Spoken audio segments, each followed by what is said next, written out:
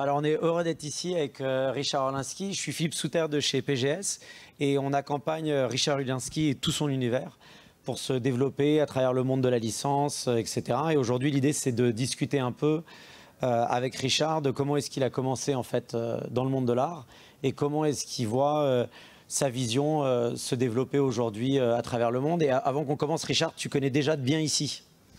Ah oui, je connais bien ici. Je ne sais pas pourquoi, mais je suis déjà venu. En fait, c'était l'école de mes enfants, donc voilà. Donc c'est un pèlerinage, donc pour moi c'est très important, c'est un moment de commémoration aujourd'hui. En fait, pour commencer, ce qui est intéressant, c'est de commencer avec le commencement. Et comment tout a commencé? C'est quoi le tout départ de Richard Orlinski dans le monde de l'art? C'est à moi de le dire? Bah oui. D'accord.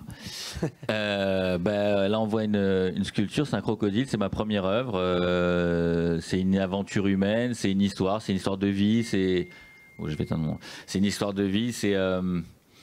J'ai voulu changer de vie à un moment et je vais revenir à ce que j'avais toujours fait quand j'étais plus jeune. Et du coup, je me suis lancé dans cette aventure artistique. C'était assez compliqué. Et bon, bref, je passe les étapes. Pour vous expliquer l'histoire, mais disons que j'ai fait un espèce de burn-out et donc je me suis dit maintenant il faut que je vive vraiment, que je revienne à l'essentiel, à faire ce que j'ai vraiment envie de faire. Et donc j'ai commencé par cette première sculpture qui était un crocodile. J'ai mis 2 ans à la réaliser. Et c'était très compliqué, l'accueil était très compliqué, on ne m'attendait pas et en fait j'ai vu que toutes les portes se fermaient, donc j'ai dû être un peu inventif, être un peu disruptif, ce qu'on essaie de faire aussi dans le cadre des collaborations. Et c'est comme ça que ça a fonctionné, donc voilà, et c'est parti. Puis après une grande aventure, j'ai misé beaucoup sur le renouvellement dans l'art. En réalité, quand on tient ce qu'on peut appeler un tube ou un best-seller, généralement on surfe sur la vague pendant très longtemps. Et j'ai eu l'idée de faire du renouvellement très rapidement, de créer de nouveaux projets, tout le temps être en perpétuel mouvement, d'instaurer un espèce de principe un peu comme dans la mode, comme dans la fashion, et de finalement réinventer des collections, ce qui fait qu'aujourd'hui même les collectionneurs me disent ah, c'est quoi la nouveauté, alors qu'on est peut-être aujourd'hui la marque ou l'artiste qui crée le plus d'œuvres aujourd'hui en termes de nouveautés.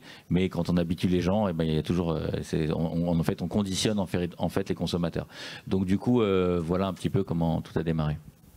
Et donc ça, c'est l'univers, parce qu'aujourd'hui, où est-ce qu'on peut trouver les œuvres de Richard Orlinski? Comment est-ce que c'est diffusé? C'est quoi tes partenariats? Comment est-ce que tu as développé tout ça? Alors aujourd'hui, on a un système qui est très simple. On a effectivement les galeries. On a des galeries Orlinski qu'on a en propre avec des partenaires ou soit des franchisés. On a des galeries, on a une centaine de galeries à travers le monde qui sont des galeries multi-artistes. Ça, c'est pour les œuvres d'art. On a aussi des pop-up stores. Là où on fait des produits dérivés, des produits de licence, des produits, des collaborations avec des marques.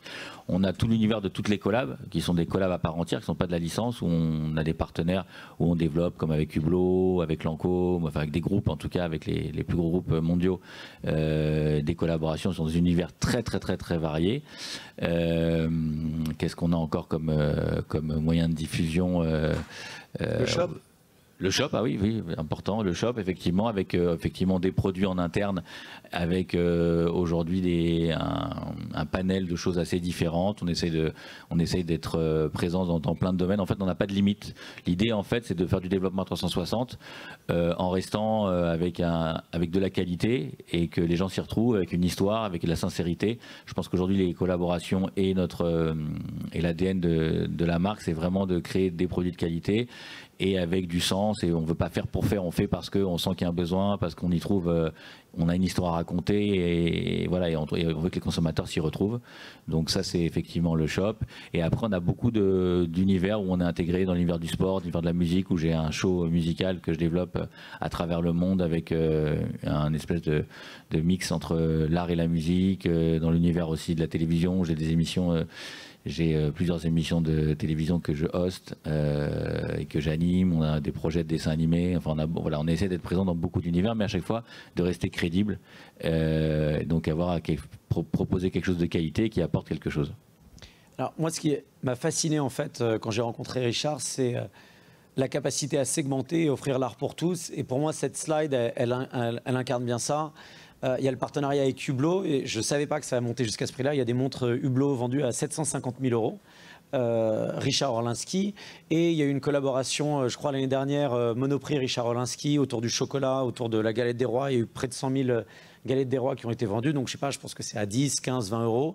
Comment est-ce qu'on monte une stratégie où on arrive à faire ce grand écart? Comment est-ce qu'on segmente avec le facettage, avec Hublot, quelque chose avec le Kong, avec Monoprix? C'est quoi la vision derrière tout ça? Alors en réalité, il y a plusieurs angles en fait. Quand Hublot est venu me voir, j'avais déjà eu une petite expérience avec Taguer qui était une marque du groupe.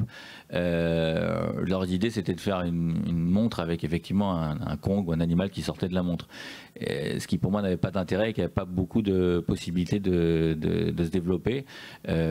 Étant moi-même collectionneur de montres, mais bon, ça c'est un autre sujet, j'ai eu l'idée de créer quelque chose, un objet qu'on puisse effectivement porter et pas une œuvre d'art en réalité, même si on dit que c'est un garde-temps qui est un peu une œuvre d'art, et du coup de marier l'ADN de la marque, enfin les deux ADN des deux marques, et d'en faire quelque chose, de prendre quelque chose qui était iconique dans la marque et de l'évoluer, de faire un truc un peu reloaded, quelque chose d'assez nouveau, assez percutant, et du coup ça a été un vrai succès, et ça nous a quand même ouvert la voie. Ça fait 8 ans qu'on collabore avec Hublot, et ça nous a ouvert la voie. On fait des sold out sur pratiquement toutes les collections et on vend effectivement des montres jusqu'à 750 000 euros, mais on va dire que le panier moyen d'une montre qu'on vend c'est autour de 20 000 euros et à chaque fois c'est sold out, à chaque fois c'est vraiment c'est plusieurs milliers de montres vendues, ce qui est énorme dans l'industrie horlogère par rapport à ces prix-là.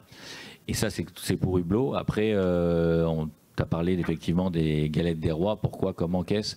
On a fait une première expérience avec le chocolat où c'était assez drôle parce que les gens, avant que ça commence, revendaient déjà la tablette qui était à 3,90 € à 100 € sur les sites de revente parce qu'il y avait un design derrière. Donc on joue beaucoup sur le côté collector, ça c'est important, les gens ont besoin de ça. Pourquoi aujourd'hui les marques viennent chercher des artistes? C'est parce qu'elles apportent quelque chose de nouveau, une valeur ajoutée, sinon ça n'a pas de sens. Et la galette des rois, c'est un truc qui est très intéressant parce que la galette des rois, c'est un truc qui a touché vraiment tout le monde, c'est fédérateur, tous les milieux.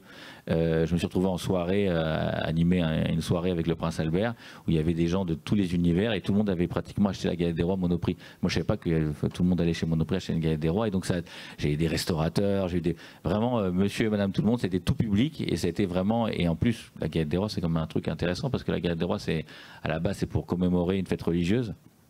Et finalement, on a cartonné au Koweït, au Qatar, aux Émirats. Donc, on a réussi à faire quelque chose avec les fèves. Ça faisait déjà longtemps que je faisais des fèves avec avec des grands, on va dire avec des grands chefs, des grands pâtissiers. Mais là, du coup, de le rendre beaucoup plus mainstream, en restant évidemment qualitatif, ça a beaucoup payé, ça a bien fonctionné. Et voilà, je pense qu'il n'y a pas de limite, en tout cas en termes de créativité. Il faut rester disruptif et apporter quelque chose. J'ai une expérience, il y a une dizaine d'années, il y a les fromageries Bell qui sont venus me voir pour créer quelque chose dans l'univers du fromage. Et j'ai trouvé ça complètement ridicule, donc j'ai éconduit cette demande. Et aujourd'hui, je trouve ça complètement ridicule parce que si on apporte quelque chose avec un côté ludique, avec du jeu, si on arrive à apporter en tout cas un univers... oui, avec une émotion, ça va créer une émotion pour les enfants notamment. Je trouve que ça a du sens, et donc aujourd'hui, s'ils me le reproposeraient, j'irai en tout cas, je ferai cette collaboration. Super. Et juste pour retourner sur Hublot, ce que je trouve fascinant, c'est que dans le monde de la licence, on vient souvent parce que ça, c'est reconnaissable. Et donc les gens, ils vont dire, moi, je veux le Kong Orlinski, c'est ça ce qu'ils vont avoir en tête, ou la panthère, ou le crocodile. La discussion avec Hublot de dire, moi, Richard Orlinski, ma vision, c'est d'amener le facetting, etc. Les gens vont peut-être pas forcément reconnaître mon art immédiatement, mais je sais que c'est ça ce qui va fonctionner. C'est une discussion complexe avec eux? Non, faut être honnête, Hublot, quand ils sont venus me voir, moi je suis arrivé un petit peu parce que j'étais pote avec le Palsio, mais le président de la marque qui m'a effectivement présenté le CEO. Et Hublot, c'est sympa parce que c'est des gens qui ont eu, en tout cas Jean-Claude Billard, quand il a remonté cette marque, a eu l'idée de faire appel vraiment à des talents de tous univers et faire confiance en fait en ses collaborations. Donc j'ai eu carte blanche pour From Scratch, designer quelque chose. Et l'idée, c'était de vendre. Moi, dans une collaboration, c'est sympa de faire beaucoup aujourd'hui de marques, je pense, elles prennent des mauvaises directions. Elles s'attachent les services d'artistes pour avoir du côté, pour faire de la communication, être disruptif forcément et apporter une image, etc. Mais pas forcément pour vendre derrière. Donc elles se disent ça va pousser, ça va être un moteur de vente pour vendre tout le reste de la collection. Mais finalement, ça va pas être quelque chose, ça va pas être une tête de gondole, ça va pas être un leader en termes de sales, en termes de vente. Et aujourd'hui, moi, ce que j'ai voulu leur prouver, et ils ont été assez surpris parce qu'ils ne pensaient pas au début, c'est qu'on peut arriver en même temps être disruptif, être différent, produire de l'émotion, faire du buzz, mais en même temps vendre. Et c'est ce qui se passe avec Hublot, parce qu'aujourd'hui j'ai fait une montre qui est portable. Aujourd'hui, pour la première fois, avec cette collaboration, des collectionneurs, des marques leaders, pour ceux qui connaissent un peu l'univers des montres, qui sont comme Audemars Piguet, Patek Philippe ou Rolex, et bien des collectionneurs Hublot, ces collectionneurs-là n'iraient pas acheter une montre Hublot. Et aujourd'hui, beaucoup de ces collectionneurs ont été achetés les montres Hublot. Donc les montres Hublot Orlinski. Après, le revers de la médaille, c'est que maintenant, ils vont dans les magasins et ils montrent la montre Orlinski. Alors des fois, ça fait un peu grincer la marque. Mais bon, voilà. Donc ça, voilà, on voit des images ici de la collection Hublot. Je crois que voilà, c'est super intéressant de parler du partenariat avec Lancôme, surtout autour du virtual merchandising, parce que tu as réinventé la rose de Lancôme, mais il y a eu aussi tout ce qui a été fait dans les boutiques, etc. Donc c'est une collaboration encore plus large, quoi. Ah oui, non, là c'était énorme. Hublot avait quand même au début beaucoup aussi fait de... Il y a eu beaucoup d'images, on a fait beaucoup de customiser aussi les DS, il y a eu puis beaucoup de communication. Mais c'est vrai que le groupe L'Oréal, Lancôme, a beaucoup été très loin dans la collaboration. On a fait des sapins, notamment en Chine, de 15 mètres de haut, entièrement avec la rose qu'on a redesigné, recréé. Tout ce qui était les desks intérieurs, tout ce qui était... voilà, on a fait la rose, c'était sur les champs, la rose qui sortait donc de l'entrée de la boutique, avec des robots qui donnaient aussi des roses. Il y a tout un univers qui a été créé, qui a été très loin, et on a vu surtout le résultat, l'intérêt.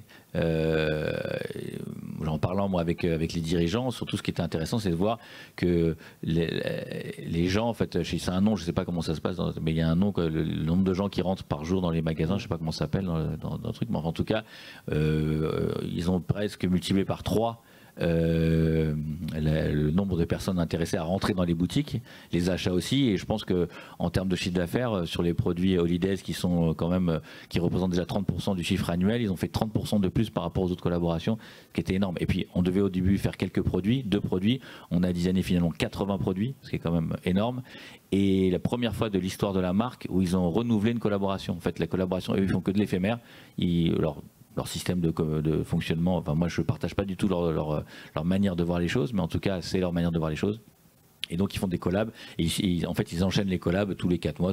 Et là du coup ça a tellement bien fonctionné qu'ils ont rechangé tout le principe, et on est passé je crois de la rose gold à la rose gold, et donc du coup ils ont tout rechangé les roses, ils ont tout rechangé les produits, ils ont tout rechangé les emballages, le packaging, et les décos, et les desks, etc. Donc ils ont investi je ne sais pas combien, mais des sommes folles, puisque c'est dans le monde, et c'était une collab mondiale, donc il y a eu dans les coins les plus reculés de la planète, on pouvait trouver cette collaboration, donc c'était vraiment, donc je pense que ça a été intéressant aussi pour eux. Et Richard, quand tu vois, il y a la rose qui est refaite, ça je crois que c'est la boutique des Champs-Élysées, ça vient de ton impulsion, c'est une discussion avec eux, comment ça se passe, qu'ils demandent que l'extérieur soit refait comme ça, etc. Non, généralement, c'est des impulsions qu'on a nous. On est quand même très habitué à travailler avec des marques, à dynamiser, fort de notre équipe qui est quand même très créatrice, créatrice aussi de projets. Et du coup, on est force de proposition. Ce qui est assez surprenant, c'est que quand on est arrivé chez Hublot, ils n'ont pas eu l'habitude de la collaboration. On arrivait avec la montre déjà finie. Ils n'avaient jamais vu ça, quoi. Ils ne comprenaient pas. Nous, on arrivait avec ce qu'on voulait déjà, on savait. Et donc, du coup, quelque part, les marques se séduisent et puis elles sont contentes d'avoir quelqu'un qui leur apporte quelque chose. Après, faut qu'on connaisse ce domaine. Après, je sais pas moi, si on doit faire un produit qu'on maîtrise pas, peut-être qu'on va beaucoup plus écouter la marque et les compétences. On n'a pas d'ego par rapport à ça. L'idée, c'est vraiment de faire un mariage. Et un mariage, c'est effectivement de tout faire pour que ça fonctionne, d'avoir des objectifs communs. Il y a combien de personnes qui t'entourent créativement pour t'aider justement dans tes visions, sur tous les types de produits, etc. Alors on a une grosse équipe aujourd'hui qui tend en plus à grandir, parce qu'en fait après on a beaucoup de projets, donc forcément j'ai envie de dire une cinquantaine de personnes. Donc là on voit un peu plus tout ce qui a été fait avec Lancôme, donc on voit qu'il y a les extérieurs des boutiques, tout le virtual merchandising, là c'était la table dont tu parlais tout à l'heure, ouais. Toutes les gammes, donc tu dis 80 produits autour de ça. Hein. Ouais. Voilà. Et on était parti pour 2. Est parti pour 2. Ouais, c'était ça. Donc c'était après, c'est au fur et à mesure de l'avancée et de l'ambition, justement de voir les réactions et de voir surtout les tests et par rapport au public, finalement ça. Et je pense qu'on aurait pu continuer encore si effectivement ils ont des plannings à 2 ans, s'ils n'avaient pas déjà prévu d'autres collaborants. Je pense que si ça avait été en amont, on aurait pu encore faire des choses plus longtemps. Parce que il n'y a pas de raison que ça s'arrête en fait. Est-ce qu'aujourd'hui, alors donc tu as fait de la grande joaillerie, il y a eu du textile, etc. Est-ce qu'il y a des envies, je sais que tu réfléchis à l'hôtellerie, je crois qu'il y a des projets autour de ça. Est-ce qu'il y a des envies, des types de projets que tu recherches, des choses qui t'intéressent?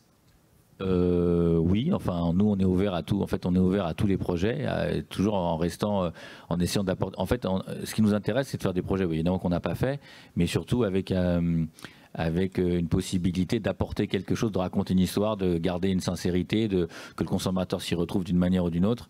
Et voilà, donc on n'a pas de limite en réalité. On est en train de travailler aujourd'hui sur un satellite, par exemple, donc qui est complètement, c'est un truc pour le coup lunaire, mais voilà, il y a rien qui est fermé. À partir du moment où on reste crédible, on fournit des produits, on travaille avec des produits de qualité et que les consommateurs sont contents, bah nous c'est donner de la joie, donner de la bonne humeur, enfin apporter quelque chose de nouveau, ça nous fait plaisir et donc on est content. Donc il y a vraiment pas de limite en tout cas au secteur qu'on peut envisager. On a travaillé avec la RATP pour des boutons de bus pendant le Covid. Enfin voilà, il y a vraiment c'est vraiment très très large. On a un spectre qui est très très très large.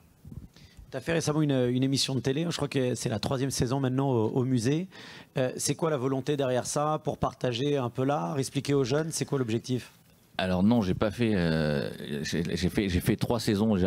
Trois saisons donc j'ai fait 60 épisodes effectivement qui s'appellent Sur les murs où je vais à la rencontre de street artistes francophones à travers le monde. Donc ça c'est effectivement pour donner une autre vision d'un coup de projecteur à une forme d'art. Et la street culture, le street art. Et là, j'ai une nouvelle émission, effectivement, un documentaire qui s'appelle Première fois au musée, où je vais à la rencontre en fait de 5 jeunes qui sont hermétiques au monde de l'art, hermétiques au musée, et je leur ouvre les portes d'un musée, je leur fais réagir devant 6 œuvres.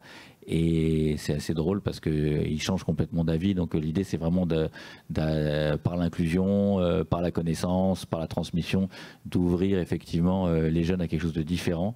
Et le pari est réussi, c'est drôle. Et donc l'idée, c'est vraiment effectivement de partager encore avec le plus grand nombre, avec beaucoup d'ambition sur ce projet. Et pour finir, on a parlé de casser les codes parce qu'on sait qu'en France, on est souvent, voilà, les gens aiment bien rester dans une ligne, etc. Donc il y a l'art. Aujourd'hui, il y a des montres à 750 000 €. Il y a des produits plus accessibles. Il y a les one man show, les émissions de télé. Qu'est-ce qui te motive à faire tout ça, de ne pas avoir peur de rien? C'est souvent les gens, ils restent un peu dans leurs univers. Qu'est-ce qui a fait que toi, t'es pas peur d'aller dans tous ces endroits justement où on t'attend pas? Déjà, c'est très français de rester dans des cases. Aujourd'hui, on voit que quand tu vas dans les pays anglo-saxons, c'est quand même un peu différent. À la base, si j'ai fait ça, c'est parce que j'avais pas eu trop le choix. Comme c'était compliqué, qu'on m'attendait pas, je me suis rendu compte qu'en allant dans d'autres univers, tu arrivais à fédérer autour des univers. Puis aujourd'hui, c'est un entraînement. C'est un cercle vertueux où un univers sert l'autre. Quand je fais de la musique à l'art, il y a des gens du show qui viennent. Il y a quelque chose de très vertueux en réalité. Et le risque, de toute façon, ça fait partie de la vie. Pour moi, quelqu'un qui n'a pas l'échec, le risque, tout n'a pas été.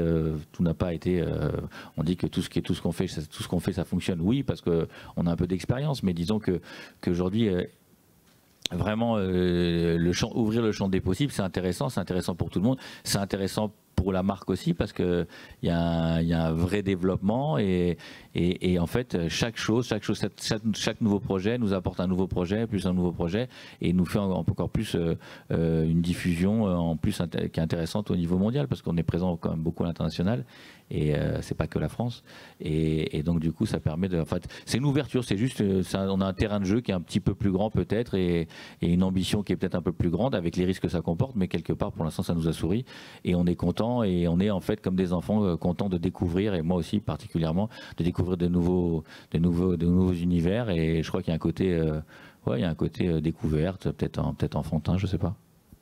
Super. Est-ce qu'il y a des questions dans la salle pour Richard sur les collaborations, sur quoi que ce soit? Ils sont très sages. Vous pouvez chanter une chanson si vous voulez aussi. On a le droit. Super, il y a des questions ici, non? Les équipes? Oui? Ah, voilà. Comment tu t'appelles? Laurent, salut Laurent.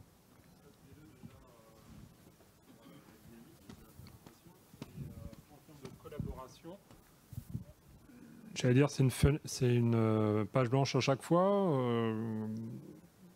On vient avec un pitch, on vous sollicite. Comment Alors c'est vraiment, tu sais, quand tu rencontres une meuf, tu vois, tu as le date d'abord, tu dragues, machin, etc. C'est vraiment, il n'y a pas de modèle particulier, c'est vraiment, en réalité, les collabs, pour qu'elles aient du sens, faut qu'il y ait un feeling entre les deux parties, il faut qu'il y ait vraiment une énergie, qu'on ait les mêmes volontés, qu'on va. Donc déjà, on voit déjà si on peut s'entendre. Parfois, ça peut en 30 secondes, on prononce 2 mots et on dit ouais, ça va le faire. Et puis parfois, bah, tu peux rester 10 ans et ça le fait pas. Et ça m'est arrivé dans des collaborations. Hier, j'ai eu un appel téléphonique pour une collaboration en Amérique du Sud.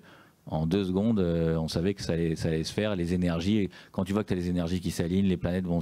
Donc en vérité, il n'y a pas de modus operandi, mais en tout cas, voilà, c'est des rencontres et puis après on voit et on analyse. Et selon, après, tu bosses avec des petites marques, des grandes marques, avec une diffusion. C'est tellement différent en fait les partenariats. Donc tu peux pas en fait formater une collaboration. En fait, c'est vraiment du gré à gré. Et ça qui est très humain et en fait qui est très intéressant aussi, c'est que on est beaucoup dans l'émotion, dans l'affect, et c'est ça pour ça que ça marche aussi. C'est parce que c'est pas robotisé, c'est qu'on est quand même très très attaché aux valeurs humaines et au partage. Et donc je pense que c'est pour ça que ça fonctionne. Et je pense que le consommateur derrière sent cette histoire et sent cette volonté de faire les choses, en tout cas, voilà, avec de la profondeur et du contenu.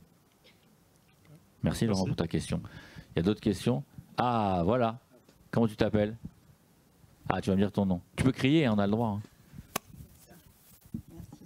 Nathalie. Nathalie, bonjour Nathalie. Bonjour Richard. Une question très simple. Qu'est-ce que vous n'avez pas fait encore et que vous rêvez de faire qui explique votre présence là aujourd'hui? Ah voilà, ça c'est la fin de la question qui est intéressante, parce que qu'est-ce que j'ai pas fait? Il y a beaucoup de choses, c'est compliqué de faire dans une vie, de tout faire dans une vie. Non, la présence, c'est effectivement, aujourd'hui, j'aime beaucoup moi l'univers des marques, j'aime beaucoup les collaborations, j'aime beaucoup donner du sens au projet et de rentrer dans l'univers de Monsieur et Madame Tout le Monde. Je trouve ça génial et ça me parle beaucoup plus limite que de parler aux élites. Et ça, c'est un truc qui m'anime. C'est pour ça que j'ai d'ailleurs créé, j'ai été beaucoup critiqué pour ça, l'art pour tous, et rendre l'art accessible, la démocratisation de l'art. J'ai été adulé, mais aussi très critiqué, et là en venant ici, c'est ce que je recherche, et effectivement d'être dans le mainstream et de rentrer dans les univers, dans les familles, de participer, d'être au quotidien et d'essayer d'aider, en tout cas à ma manière, avec notre manière, parce que je suis pas seul, je travaille avec des équipes, et en tout cas de donner effectivement peut-être de la joie ou de faire évoluer les produits, ou voilà, tout en ayant forcément des vertus commerciales et de vente, mais l'idée c'est vraiment ça, et j'adore ça. Je suis un peu, voilà, c'est quelque chose qui me limite, me parle plus que, encore une fois, parler aux élites, et je suis content quand on vient me voir. On parlait tout à l'heure des galettes des rois, mais quand le nombre de personnes qui sont venues avec les fèves ou qui collectionnaient les fèves et qui étaient très fiers et qui pouvaient vraiment être issus de milieux très très différents, c'était assez je trouvais ça très fédérateur et ça m'a beaucoup touché. Et ça, c'est quelque chose que j'affectionne. C'est pour ça que j'ai pas de limite, en tout cas à la création. Je peux faire une bouteille d'eau, comme faire effectivement, comme il dit, des objets de luxe, mais le mainstream, c'est quelque chose qui m'attire beaucoup, qui me plaît beaucoup, quoi. Merci beaucoup pour cette réponse, mais j'ai encore une autre question. Ah ben voilà, le populaire dans le bon sens. Oui, justement par rapport à ça, parce que votre présentation qui est superbe, vraiment merci beaucoup. Je comprends aussi que ce grand écart de s'exposer quand on est artiste comme vous et d'aller faire des collaborations et d'aller sur des terrains où d'autres artistes n'iraient pas, par crainte à toucher à l'image et à ce qu'on peut dire ensuite sur le terrain. Aujourd'hui, vous parlez beaucoup du luxe. Est-ce que vous êtes prêt à aller sur l'ensemble des réseaux de distribution? Ah ben complètement. Aujourd'hui, il faut juste que ça ait du sens. Je vais prendre un exemple de ces ventes privées au VIP. Je ne sais pas comment ça s'appelle maintenant. Ça a changé, ça s'appelle vente privée. VIP, ça s'appelle VIP. Comment ça s'appelle? VP. Ils ont toujours voulu faire j'ai toujours été beaucoup sollicité par cette marque pour faire des choses. J'aurais dit, le problème c'est que je leur ai dit, moi je veux bien faire des choses spécialement pour vos abonnés ou pour vos consommateurs, mais je peux pas moi brader. Je veux bien créer un produit qui ait du sens, qui soit vertueux, etc. Mais je peux pas vendre un produit que j'ai fait moins 50, moins 70. Ça n'a pas de sens pour moi. Donc il faut juste, à partir du moment où ça garde du sens. On a fait une opération j'ai fait une opération avec des, qu'on appelle ça, de la pas des grands magasins, mais des hypermarchés, typiquement, ou quand j'ai fait avec Monoprix, etc. Mais si tout est fait dans le respect de la marque et des consommateurs, moi j'ai aucun problème. Il n'y a pas de saut, pas de saut métier, il n'y a pas de Disney, comment plus accessible. Disney, voilà, on a fait Disney. Là, je viens de re-signer un nouveau projet avec Disney où on a fait effectivement le Mickey Magicien. Alors, c'est très accessible, mais ça reste comme un peu élitiste parce que c'est un produit, c'est une sculpture, donc il y a quelque chose quand même d'assez luxe. Donc je pense que la question qu'elle posait, c'était plus pour peut-être des produits de consommation courante. Ou je pense que je sais pas si c'est ça ta question, Nathalie, mais je pense que c'est ça, oui, parce que plus Disney, il y a un côté quand même un petit peu même si ce soit pas cher, il y a un côté un peu élitiste. Mais effectivement, aujourd'hui, il n'y a pas, pour moi, il n'y a pas de choses que je pourrais refuser. Bon, après, si c'est trash ou c'est disruptif ou que mes enfants ne puissent pas avoir accès à ce genre de choses, ça, j'irai pas dans ce genre d'univers. Mais à part ça, sinon, il n'y a pas au contraire, si je peux apporter quelque chose qui est très banal, qui est plutôt austère, et si on peut lui apporter quelque chose où il y a de l'émotion, bah, ça, avec grand plaisir. J'ai pas de souci il faut juste que ça soit dans le respect, qu'il y ait une sincérité, qu'on respecte le consommateur et qu'on respecte les forces en présence. Ouais, c'est génial. Ouais, non, mais c'est un super...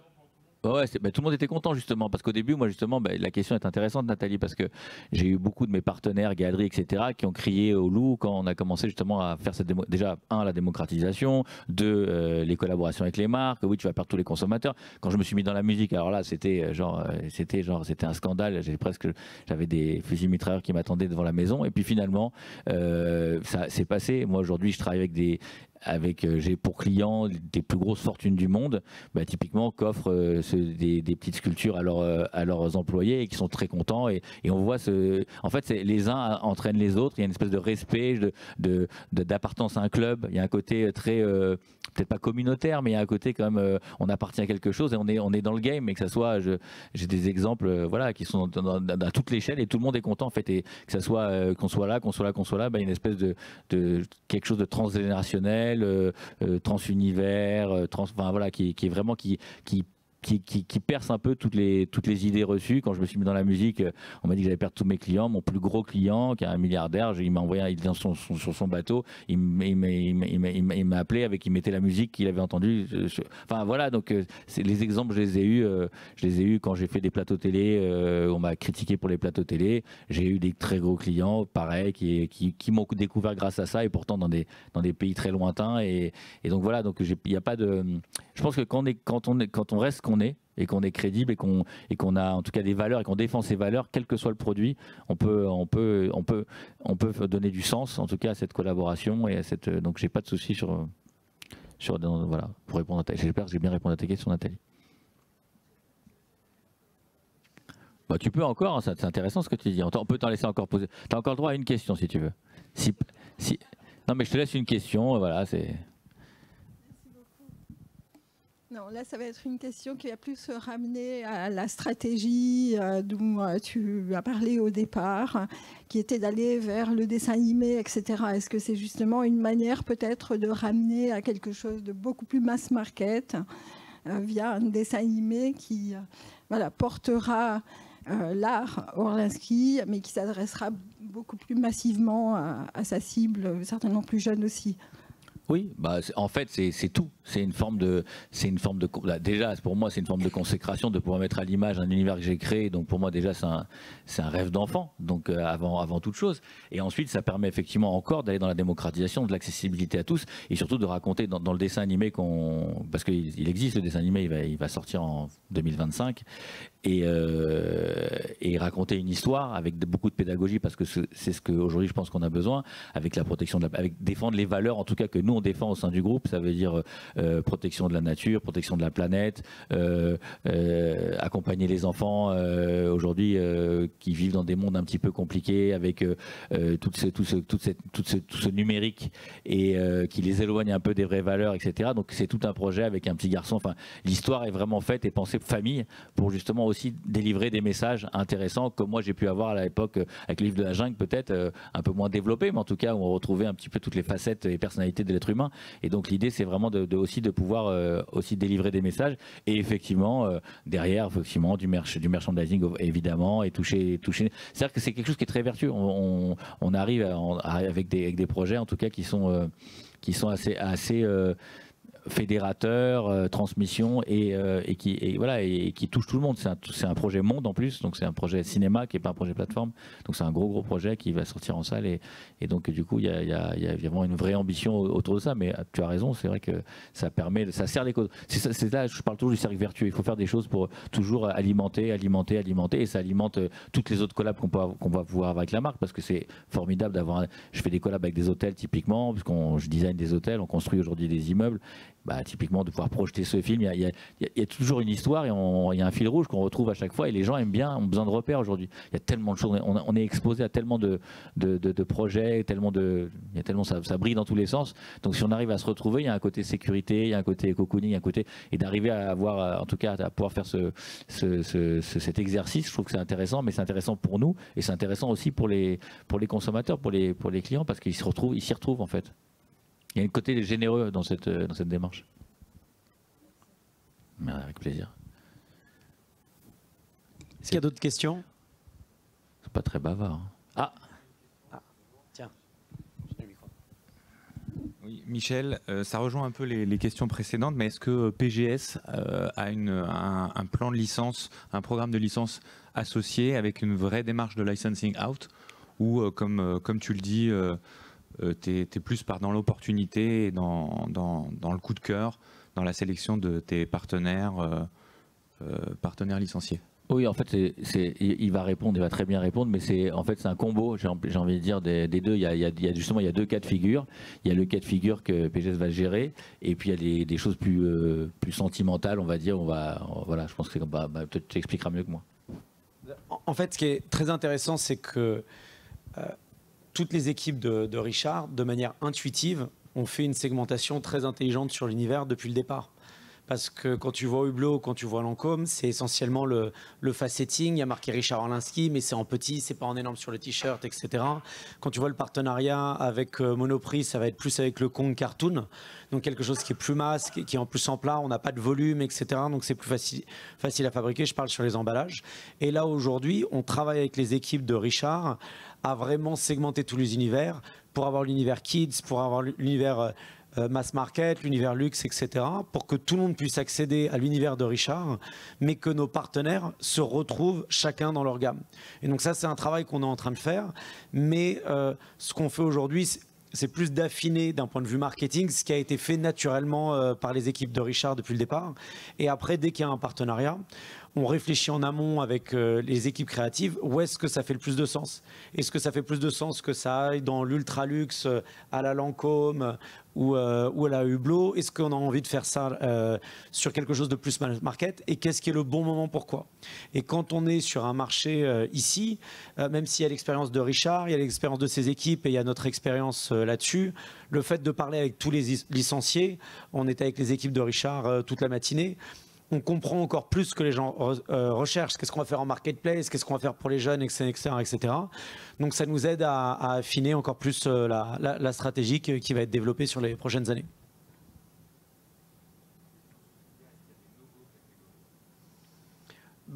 J'ai pas l'impression, parce que les no-go, c'est toujours de voir si Richard il dit go ou no-go, et de temps en temps on peut dire go en interne et lui il dit no, et on peut dire, on a déjà eu un méga no avec un méga go de Richard. Donc en fait, je ne sais pas de quoi vous parlez. Très vite disponible. Non, il n'y a pas de règle, mais après je pense que c'est du bon sens et c'est des envies créatives, et c'est surtout de se dire que je me permets de parler pour Richard, mais l'univers porte son nom. Donc c'est pas comme si il avait 50 marques, il disait ça j'y crois pas, mais on va le tenter, on ne sait jamais. C'est important pour lui que tout perdure, tout fonctionne. Donc il y a vraiment le premier critère, c'est au-delà du fait du sens, c'est est-ce qu'on pense que ça va fonctionner. Ça c'est quelque chose d'important, et c'est la chance avec ce type de marque quand on voit, nous, quand on travaille avec les équipes de Richard, qui est une équipe de 50 personnes derrière, sur le visual merchandising, sur la création des produits, etc., on est vraiment aux côtés des licenciés pour être sûr qu'on crée non seulement un produit, mais aussi un univers qui va être prêt pour fonctionner.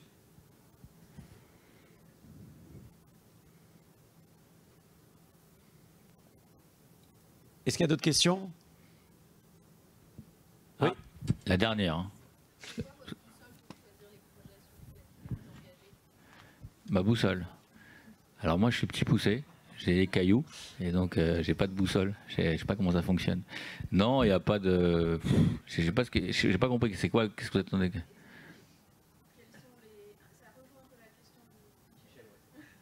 Merci Michel. Je te like.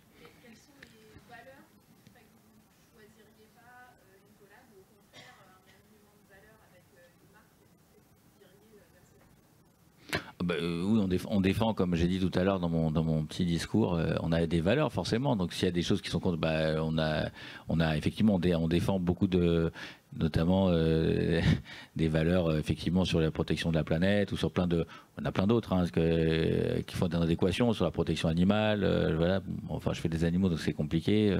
Donc il y a des choses effectivement dont on n'ira pas, mais c'est plus de l'idéologie. Mais aujourd'hui, ou alors des choses qui sont trop trash ou qui rentrent pas du tout en tout cas dans mon spectre, dans ce que j'ai envie, en tout cas j'ai pas de critique, on recule devant rien, mais en tout cas après voilà, après c'est du positionnement, est-ce que c'est le moment, est-ce que c'est pas le moment, mais il a raison, Jolin, ce qu'il dit, c'est est-ce que ça va, parce que c'est bien beau d'avoir des envies, mais faut penser que ça va fonctionner. Alors que moi des envies j'en ai plein, mais après est-ce que ça va fonctionner, l'idée c'est vraiment pas de faire pour faire. Souvent on a des propositions et je leur dis bon c'est super, etc., mais qu'est-ce qu'on va vous apporter, nous, c'est quoi notre valeur ajoutée quand la personne ne sait pas quoi dire, donc on le fait pas. On peut pas être non plus la locomotive de quelque chose, donc vraiment quelque chose qui ait du sens. Mais ça c'est une question. En fait, moi je pense que la vie c'est du bon sens en fait. Hein. Donc la boussole, puisque pour revenir à ta boussole, c'est vraiment d'avoir du bon sens. C'est induit en fait. Je crois que c'est pas très compliqué. Je pense que n'importe qui s'y réfléchit un peu et voilà on essaie effectivement d'avoir des valeurs, défendre des projets. Après, il y a des choses qui vont plus nous intéresser. Parfois, il y a des choses qui ont plus d'image aussi. Parfois, on a envie de s'intégrer à des projets où c'est pas forcément, il n'y a pas un gros intérêt financier derrière, mais on adore l'image parce que ce que ça véhicule, ou ce que ça va apporter, ou le bienfait que ça. Quand on a fait le projet contre le Covid, etc. C'était pas financièrement, c'était pas intéressant, mais on trouvait que c'était intéressant au moment où tout le monde souffrait de quelque chose de très compliqué, de donner un petit peu, mettre notre petite pierre à l'édifice. Donc ça, on fait ça aussi. On est beaucoup intégré dans l'associatif aussi. On crée des voitures, par exemple, pour les hôpitaux aujourd'hui, pour les enfants, pour qu'ils aillent au bloc opératoire avec la banane. On a des petites voitures électriques qu'on fait cadeau aux hôpitaux. Et voilà, c'est le genre de projet qui nous anime aussi. Donc voilà, en fait, quand on sait tout ça, on comprend où on veut aller, où on va pas et où on va. Mais c'est assez, en fait. J'ai pas de ligne conductrice, mais c'est assez simple à comprendre, quoi. En fait, on n'a même pas besoin de se parler entre nous. On sait déjà ce qui est bon, ce qui est pas bon. Bon, merci. Les droits de la boussole ne sont pas disponibles, c'est en exclusivité chez Hublot. Toutes les catégories horlogères, donc impossible. Ah, tu voulais faire une boussole, Nathalie? Ouais, c'est pas mal, c'est une bonne idée. Hein. Ça sera plus trop aujourd'hui avec l'iPhone, mais bon. Bon, en tout cas, merci pour cette... Merci à tous.